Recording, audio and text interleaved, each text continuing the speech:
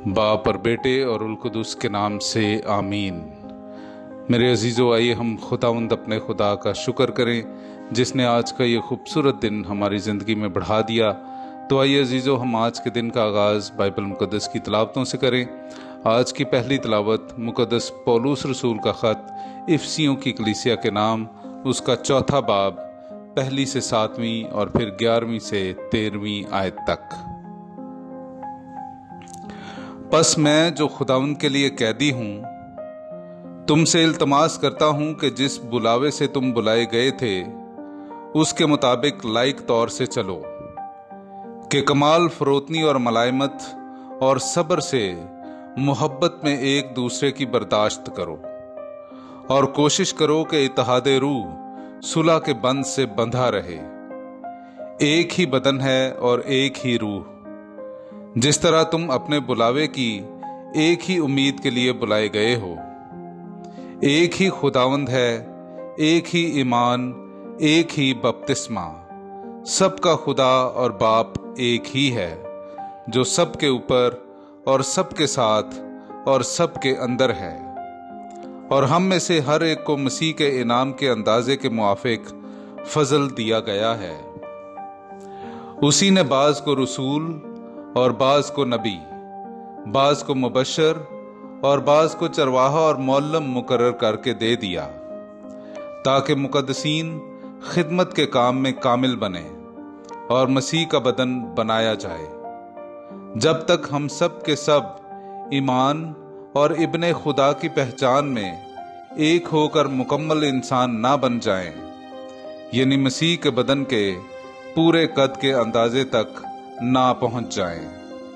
पाकलाम का पढ़ा और सुना जाना हम सब के लिए बाइस बरकत हो। खुदा का शुक्र हो। मेरे अजीजों, आइए हम खुदावंद अपने खुदा की हम्दो तारीफ करें। मैं आपके सामने पढ़ूंगा ज़बूर नंबर 19, उसकी दूसरी आयत से लेकर 5वीं आयत तक।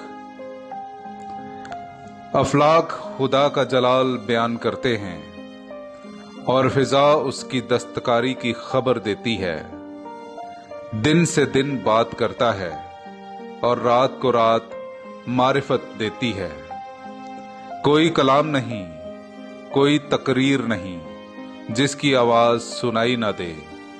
उनकी गोयाई तमाम जमीन पर और उनका पैगाम दुनिया की इंतहा तक पहुंचता है।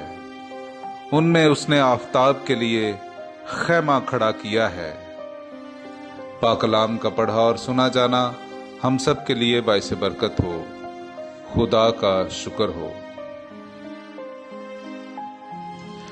मेरे अजीजों, आइए हम आज का अंजीली इक्तबास सुनते हैं। मुकद्दस मत्ती की अंजील, उसका 9वां बाब, 9वीं आयत से लेकर 13वीं आयत तक। और जब यीशु वहां से आगे बढ़ा तो एक शख्स को, जिसका नाम मत्ती था, महसूल की चौकी पर बैठे देखा और उससे कहा, मेरे पीछे हो ले। वो उठकर उसके पीछे हो लिया। और जब वो घर में खाना खाने बैठा तो देखो, बहुत से मुहस्सिल और गुनहगार आकर यीशु और उसके शागिर्दों के साथ खाना खाने बैठे।